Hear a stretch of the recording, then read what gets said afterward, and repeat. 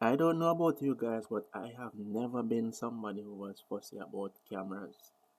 Once the device captured images well, I was okay with it. The number of megapixels didn't matter to me.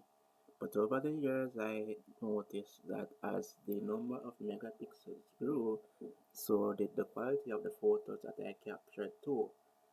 Now, the other day I got a phone which had a very large number of megapixels, and I saw some comments regards to this phone, and I didn't pay them any mind, but the thought still bothered me.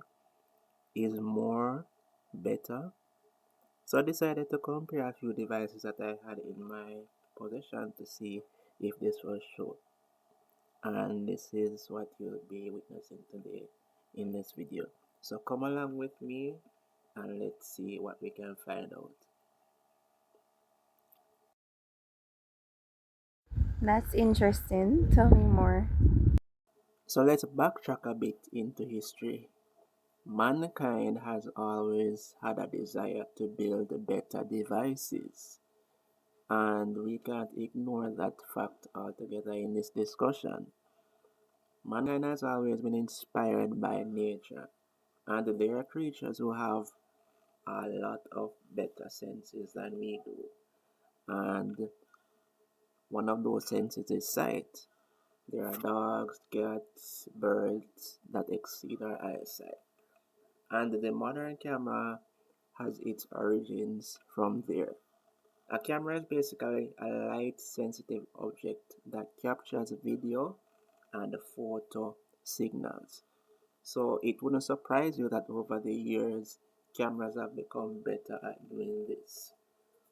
My first camera had an 8 megapixel shooter, and back then 8 megapixels was a lot, and I still think it's a lot today.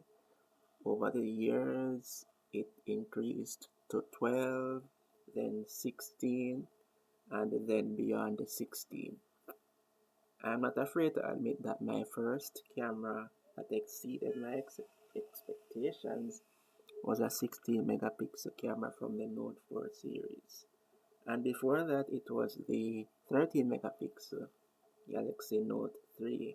Those cameras just had something about them that I still cannot forget, even to today.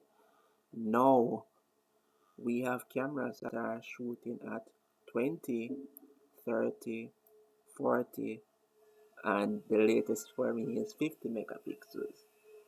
I even heard the other day that there was a camera that could shoot at 200 megapixels.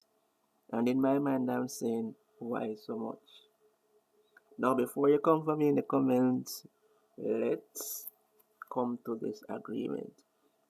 There are some devices that are built for taking pictures. There's no doubt about that.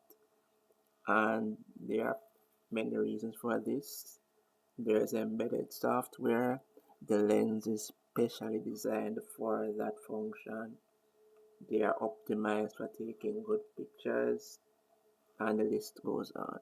But we're just going to look at raw capture quality in this video. We're just going to look at photo capturing ability in this video. So after we have set this as the ground rules, just bear with me as we look at a few sample pictures.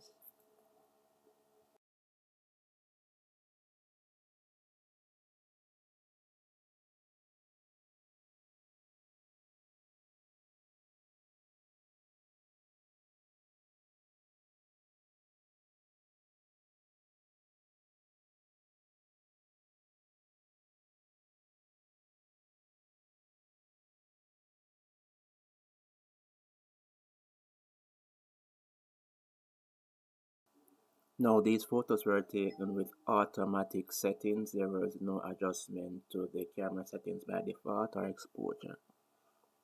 After reviewing each photograph from the various devices, this is a conclusion I have been able to come to. Nothing beats a dedicated camera. It is designed to take pictures well. However, if all you have is a camera on your phone, you can make the most of it. Now, that being said, there are cameras that can take advantage of certain things, which is why they are what they are, and that's why people prefer them. If you have any other comments or views regarding this, you can let me know in the comment section.